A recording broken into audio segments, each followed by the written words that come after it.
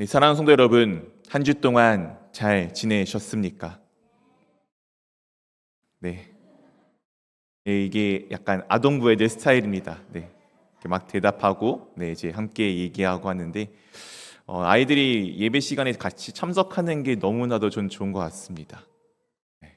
한번 저 아이들이 근데 여기 뛰어다닌다고 생각해 보십시오. 괜찮으시겠습니까? 네, 그래도 괜찮기를 원합니다. 아이들이 아이들답게 살아야지 이게 또 좋은 때 아니겠습니까? 저 아이들이 뛰어다니지 않고 가만히 있는 것은 오히려 아이들이 아프거나 문제가 있다는 일입니다. 그렇게 아이들이 또 뛰어놀 때는 마음껏 뛰어놀고 또 앉아서 할 때는 또 열심히 할 수 있도록 우리 많은 어른들이 또 격려해 주시고 함께 돌봐주시면 감사하겠습니다. 정말 우리가 주 예수 그리스도 안에서 함께 살아간다는 것이 얼마나 기쁜 일인지 모르겠습니다. 또 이 시간에 우리가 함께 예배 드릴 수 있는 것이 얼마나 좋냐면은 요즘의 세상은 어른들이 별로 없는 세상입니다. 가정에만 가도 이제 어른들이 많지 않기 때문에 아이들이 어른들이 생각하는 이제 예의와 버릇을 그들이 직접 보면서 배우기가 힘든 시대입니다.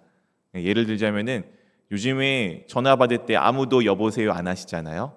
저희 아들도 여보세요를 안 합니다.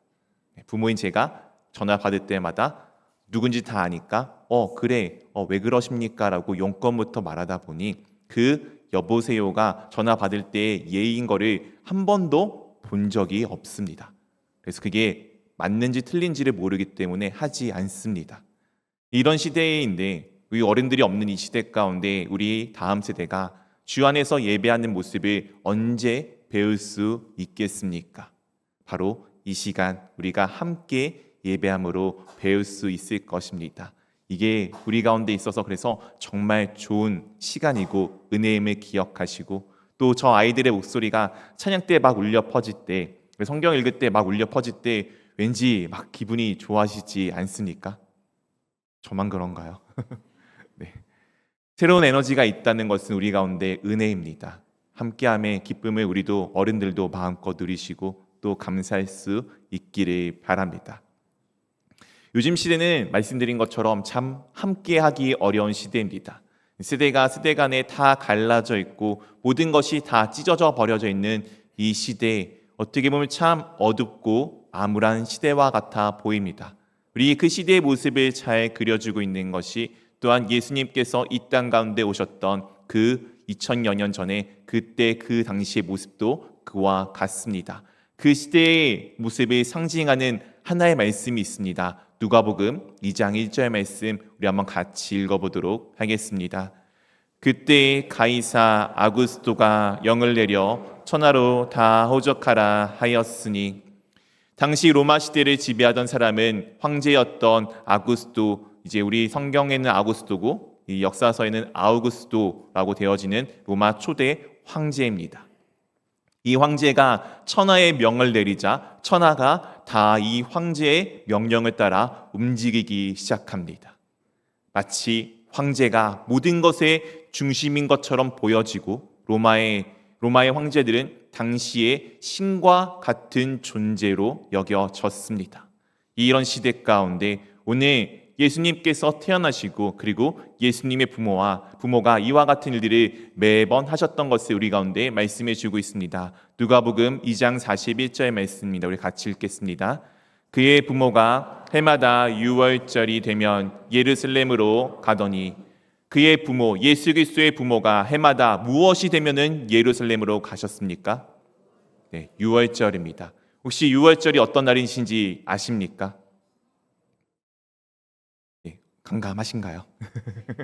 네, 유월절은 이제 우리가 알고 있다시피 이스라엘 백성들이 애굽 이집트의 노예를 살던 삶에서 마지막 때 나올 때 10번째 재앙, 모든 것에 죽음과 관련되어 있는 재앙과 연계되어져 있는 절기입니다. 어린 양의 피를 문설주에 문지방에 바르게 되면은 죽음이 그 피를 보고 어떻게 되었죠? 넘어가게 되었습니다. 즉 어린 양의 피가 그들에게 있어서 죽음을 넘어가게 한 놀라운 사건이 담겨져 있던 것이 바로 이 유월절입니다. 그리고 유월절은 이스라엘에게 있어서 가장 중요한 절기 중에 하나였기 때문에 이 절기에는 꼭 모든 남자들이, 성인 남성들이 하나님께 자신을 보여드리는, 즉 하나님 앞에 올라가는 중요한 절기이기도 하였습니다. 그런 절기를 오늘 42절에 또한 이렇게 우리 가운데 말씀하여 주고 있습니다. 우리 한번 같이 읽겠습니다. 예수께서 12살 되었을 때 이 절기의 관례를 따라 올라갔다가, 오늘 예수님께서 12살이 되었습니다. 이 12살이란 나이는 조금 애매한 나이입니다. 우리도 이제 청소년들이 있죠. 예수님께서 이제 청소년이 되는 나이쯤 되셨다는 것을 우리가 보여주고 있습니다. 아마 이제 우리나라 나이로 따지면 한 13살, 한 14살 정도 되었을 거고요. 이게 유대인들에게 있어서는 어른이라고 하기에도 약간 애매한데 어른의 취급을 어느 정도 받는 그 중간 정도쯤에 있는 나이가 바로 이 12살입니다. 오늘 12살이 되었을 때 지금 이들이 무엇을 따라서 예루살렘에 올라가게 되었습니까? 이 절기의 관례를 따라, 이 절기의 예법을, 예습을 전해 올려오던 그 습관에 따라서 가는 모습을 우리 가운데 보여주고 있습니다. 중요한 것은 하나님의 말씀이라기보다는 이 절기의 관례라는 단어로 사용했다는 것을 조금 기억하고 나아가시면 좋겠습니다. 그리고 나서 그곳 가운데 이와 같은 일이 발생하게 됩니다. 43절부터 45절까지 우리 한 절씩 번갈아 가면서 읽겠습니다. 그날들을 마치고 돌아갈 때 아이 예수는 예루살렘에 머무셨더라. 그 부모는 이를 알지 못하고,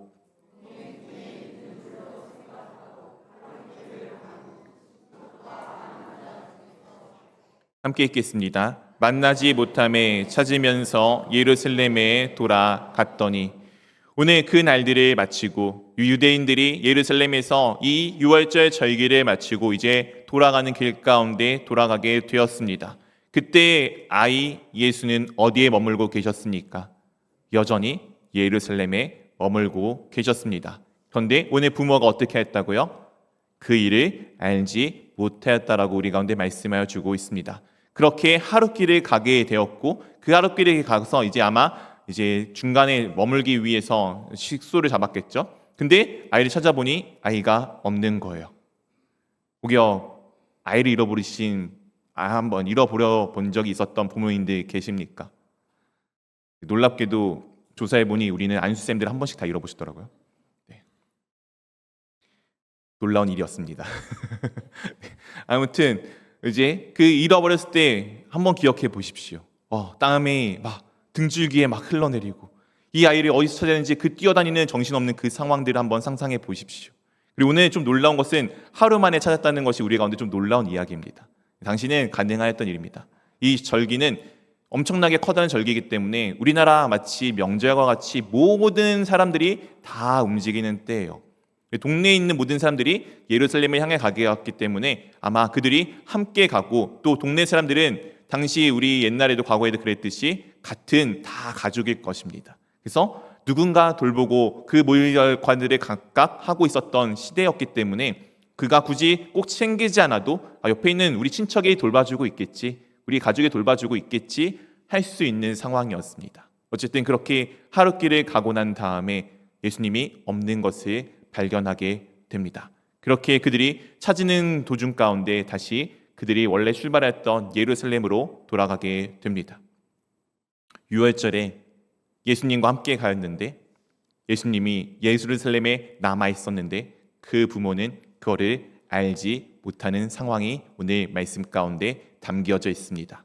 이것은 당시 시대 모습이 이러했다는 것을 우리 가운데 말씀해 주고 있습니다. 우리 한번 같이 함께 1번 주제 읽어보도록 하겠습니다. 1. 하나님을 잊어버린 세상. 유월절의 주인공은 누구일까요? 유월절의 주인공은 누구일까요? 아까 유월절이 죽음과 관련되어 있다고 하였습니다. 왜 그 죽음이 그 집을 넘어가게 되었습니까? 그 집에 문설주와 문지방에 무엇을 발랐을 때요? 어린 양의 피를 발랐을 때. 어린 양의 피가 발려진 그 집은 죽음이 넘어가게 되었습니다. 이 어린 양이 유월절의 주인공이며 이 어린 양은 우리 주 예수 그리스도를 상징하는 것입니다. 즉 유월절의 주인공은 누구이십니까? 예수 그리스도이십니다. 근데 오늘 누구를 잃어버렸다고요? 예수 그리스도를 잃어버렸습니다. 절기의 관례를 따라 그 절기를 충직하게 지켰지만 가장 중요한 주인공인 예수 그리스도를 잃어버린 모습, 이것이 혹여 우리의 모습이지는 않습니까? 오늘 우리 이 시간에 무엇을 하기 위해 이 자리에 모였습니까? 예배하기 위해 모였습니다. 근데 혹시 우리 이 시간에 예배의 그 중심 되시는 예수 그리스도보다는 다른 것들에 더 신경이, 다른 것들에 더 많은 것들에 관심이 있지는 않습니까? 오늘 찬양대가 노래는 잘하는가? 저 때 음이 틀린 것 같은데 저 사람은 자세가 왜 저러지? 아니면 오늘 주님께서 내게 주신 말씀은 은혜가 있는가? 본문에 보니 아는 내용이네? 관심 없네 라고 혹시 주님은 떠나간 채 예배의 모습, 그런 것들에만 더 신경 쓰고 계신 것은 아닙니까? 이 예배가 잘 드려져야지 라고 정말 수많은 것들을 신경 쓰시면서 정말 가장 중요한 예수님은 빠져버린 예배가 되어져 있지는 않습니까? 오늘 6월절에 예수님을 잃어버렸다는 것은 우리에게 시사하는 바가 큽니다. 정말 내가 주님의 사람이라고 이야기하면서 정작 내 삶의, 내 중심에 예수 그리스도는 없는 것은 아닌가요? 천하가 다 가이사의 말을 따라, 로마 황제의 말 따라 움직이는 것처럼 내 마음도, 내 몸도, 내 생각도 이 세상의 가치와 그 논리를 따라 움직이고 살아가고 있는 것은 아닙니까? 이 당시 시대가 하나님의 잊어버린 세상이라면 지금도 그 세상과 크게 다르지 않는 시대입니다. 오늘 이런 가운데 놀랍게도 예수님의 부모들이 이 예루살렘에 찾아다니다가 예수 그리스도를 이곳에서 발견하게 됩니다. 46절 말씀입니다. 사울의 성전에서 만난즉 그가 선생들 중에 앉으사 그들에게 듣기도 하시며 묻기도 하시니.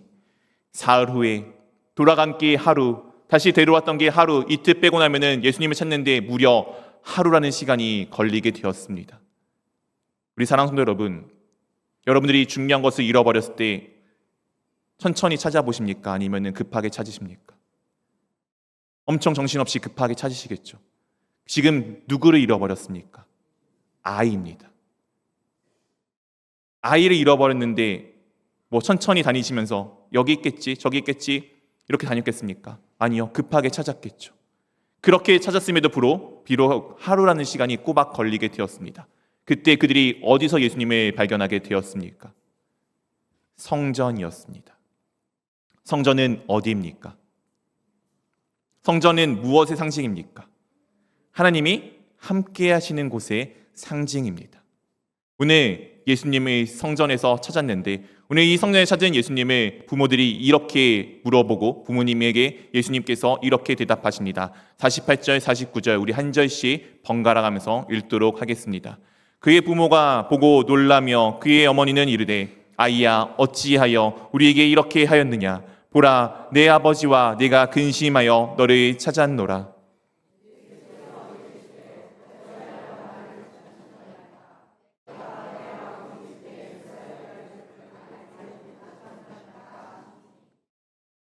오늘 예수님의 지금 부모님이 찾으셨습니다. 예수님의 부모는 누구입니까? 요셉과 마리아 맞습니까? 요셉과 마리아가 지금 예수님의 성전에 찾았는데 마리아가 지금 이 예수님께 묻는 것입니다. 너가 어떻게 우리한테 이렇게 하였느냐? 보라 내 아버지와 내가 근심하여 너를 찾았노라. 우리 성경에 참 점잖하게 적혀져 있는데 아마 우리 한국인이었으면 이렇게 했겠죠. 야이 삐리리 너 내가 찾잖아. 너 어디 있었어? 하면서 아마 엉덩이를 열심히 때리지 않았겠습니까? 한국인의 스타일은 아마 그랬을 것 같습니다. 예수님이 지금 나이가 몇 살이라고요? 12살, 이제 사춘기가 오실 때 나이였습니다.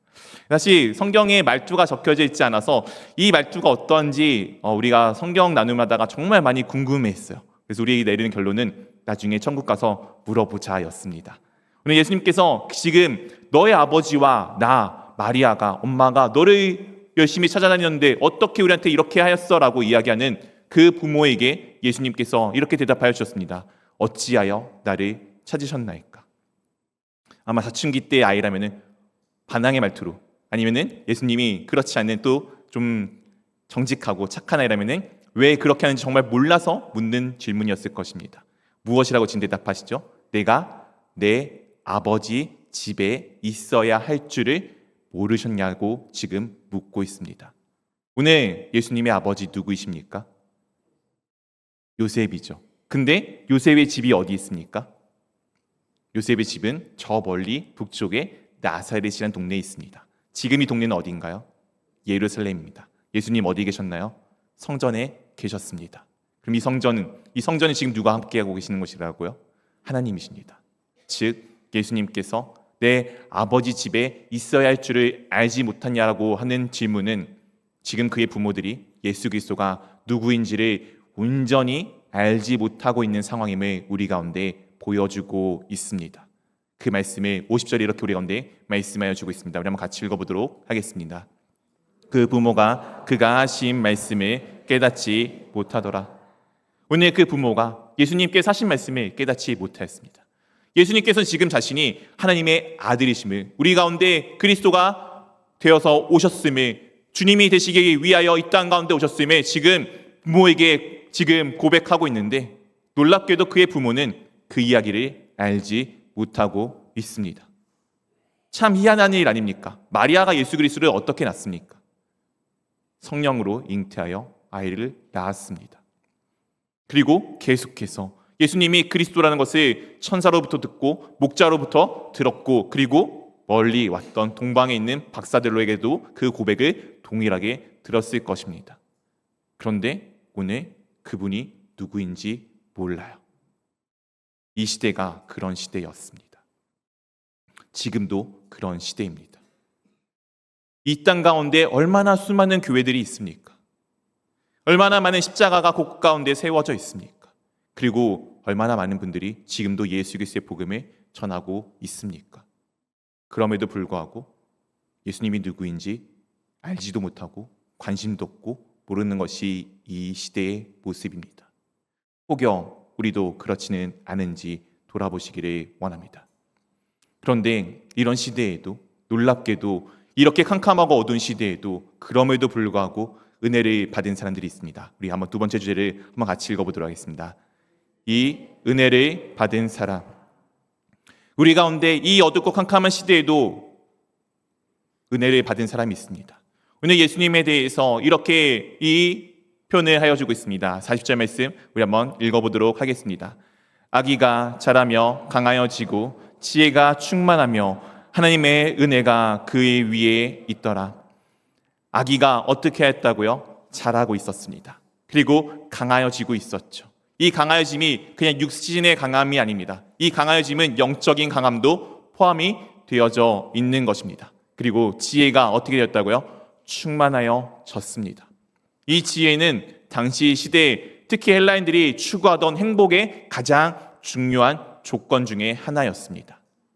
아마 이 시대의 가장 중요한 조건 따지면 어떤 분은 건강, 어떤 분은 물질, 어떤 분은 능력, 이렇게 이야기하실지 모르겠는데 이 지혜가 지금 충만해져 있다는 것이 오늘 말씀해 주고 그 뒤에 왜 그렇게 되는지를 말씀해 주셨습니다. 무엇 때문에요?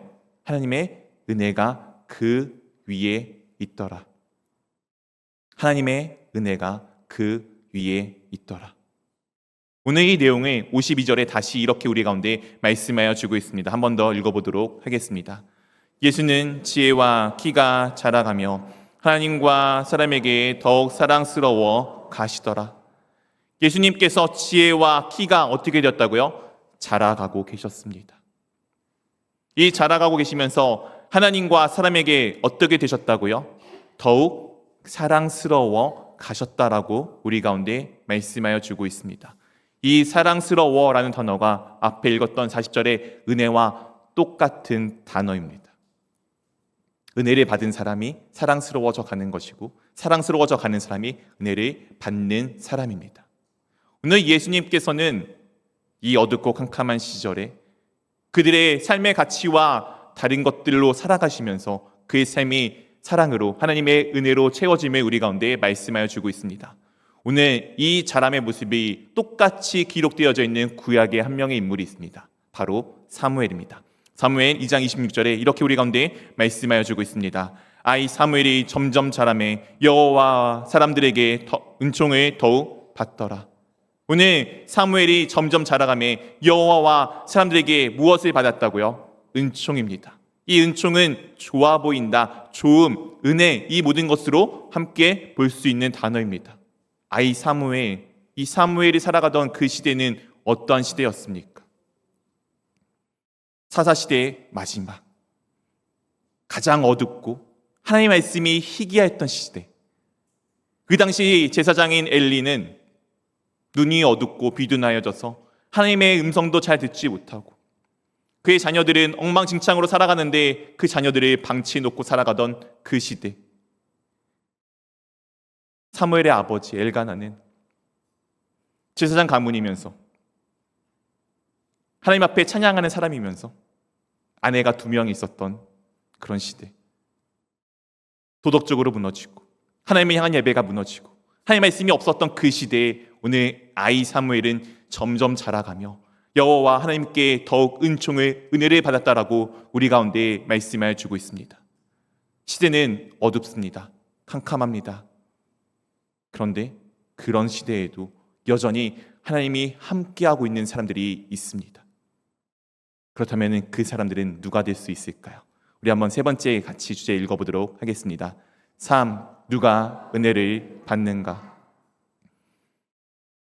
이 시대는 오늘 이 사무엘의 시대와 같이, 예수 그리스도가 살아가던 시대와 같이 어둡고 어두운 시대입니다.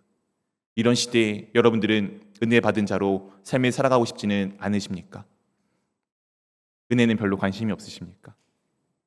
오늘 은혜를 받은 사람이 당시 시대 사람들이 생각하는 가장 중요했던 행복의 조건, 지혜가 충만하여졌다라고 말씀해 주고 있는데요. 은혜를 받는 것이 이 땅에 있는 그 행복의 조건이 다 채워지는 것을 우리 가운데 말씀하여 주고 있습니다. 누가 그렇다면 이 은혜를 받을 수 있을까요? 오늘 사무엘에 대해서 이렇게 우리 가운데 말씀하여 주고 있습니다. 사무엘상 2장 18절 말씀입니다. 사무엘은 어렸을 때 세마포 에봇을 입고 여호와 앞에서 섬겼더라. 레위 지파 가문의 아들이었던 이 사무엘은 지금 자신이 무엇을 입고 있었다고요? 세마포 에봇입니다. 요즘 시대는 그렇지 않지만 과거에는 옷이 그 사람의 신분과 직위를 나타내주는 중요한 상징이었습니다. 세마포 에봇은 누가 입는 것입니까? 제사장들이 입는 것입니다. 오늘 사무엘 어렸을 때 무엇을 입었다고요? 세마포 에봇, 자신이 누구인지 알았습니다. 그 자신이 누구인지 안 사무엘이 무엇을 합니까? 여호와 앞에서 섬기며 살아가는 모습을 보여주고 있습니다. 이것을 더 앞에는 여호와 앞에서 엘리 선지 앞에서 여호와를 섬겼다라고 우리 가운데 말씀하여 주고 있습니다. 엘리 제사장 어떠한 분입니까? 영적으로 무지합니다. 죄송합니다. 오늘날로 따지면은 목회자인데 본받을 거 하나 없고 한숨만 나오는 목회자, 그런 사람이 상징이 바로 엘리였습니다. 그 아래에서 섬기는 성도들의 마음이 어떠할까요? 얼마나 속 터지지 않겠습니까? 그런데 놀랍게도 사무엘은 그 앞에서 충직하고 충실하게 그 엘리 제사장을 하나님의 섬기듯 섬겼습니다. 오늘 사무엘이 왜 은혜를 받은지를 우리 가운데 말씀해 주고 있습니다. 우리 예수님은 어떠하셨습니까? 51절입니다. 우리 한번 같이 읽어보도록 하겠습니다. 예수께서 함께 내려가사 나사렛에 이르러 순종하여 받드시더라. 그 어머니는 이 모든 말을 마음에 두니라. 예수님께서는 어떠하셨습니까? 분명히 앞에서 말씀하시죠. 왜 내 아버지 집에 내가 있어야 되는 것을 모르셨습니까? 그런데 부모는 그것을 알지 못했어요. 예수님이 내가 하나님인데 왜 알지 못하냐고 묻는데 부모는 몰랐어요. 얼마나 속 터지는 일입니까? 얼마나 한숨이 나오는 일입니까? 그런데 오늘 예수님께서 그 연약하고 아무것도 아니해 보이는 부모님을 어떻게 하셨습니까? 섬겼습니다. 순종하여 섬겼습니다. 이 단어는 복종하다는 단어와 동일한 단어입니다. 누구보다 아래에 있는 내 위치를 알고 그 아래서 섬기는 모습으로 우리 주님이 사셨음을 우리 가운데 말씀하여 주고 있습니다. 한번 생각해 보십시오. 하나님이 높으십니까? 부모가 높으십니까? 고민이 되십니까? 모든 것의 근원이신 하나님께서 당연히 더 위에 계시죠.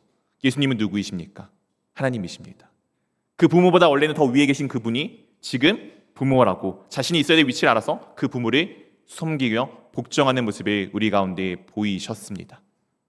그분이 모르셨나요? 아니요. 분명히 알고 계셨습니다.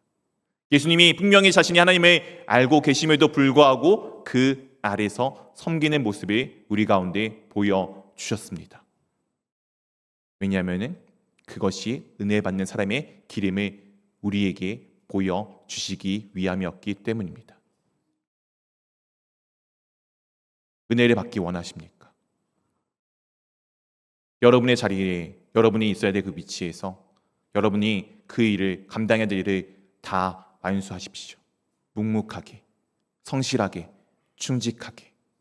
그리고 때로는 네, 그렇습니다. 우리는 왕 같은 제사장이에요. 이 세상의 모든 것 위에서 우리가 살아갈 수 있지만 이 세상에 연약한 그 존재들을 위해서 그들을 섬기는 삶이 우리 가운데 필요합니다. 그게 우리가 이 땅에서 살아가야 되는 삶의 방법입니다. 우리 주님도 그렇게 하셨는데 우리도 그렇게 해야 하지 않겠습니까? 이것이 주 안에서 영적으로 자라나는 사람들의 모습입니다. 예수님도 자라나셨어요. 우리도 그 안에서 함께 자라야 하지 않겠습니까? 말씀을 맺겠습니다. 이 시대와 이 세상은 악합니다. 그럼에도 불구하고 은혜를 받는 사람들이 있습니다. 그 은혜를 받은 사람들은 누구냐? 자신이 누구인지 알아. 자신의 위치에서 자신에게 맡겨진 일에 최선을 다하며 오늘도 주님께서 맡겨주신 가운데 여전히 자신의 위치를 지키며 때로는 섬겨야 할 그분들을 정말 주님의 마음으로 섬기는 사람들이 은혜를 받는 사람들입니다. 우리 사랑하는 성도 여러분, 여러분들이 그런 사람들이 되기를 원합니다. 은혜를 받아 이 세상에 꼬리가 아니라 머리가 되어지는 삶들을 살아가기를 원합니다. 그리고 그 머리이신 예수님이 누군가를 섬겼듯 또 누군가를 섬기는 삶들을 살아내기를 주님의 이름으로 축원드립니다.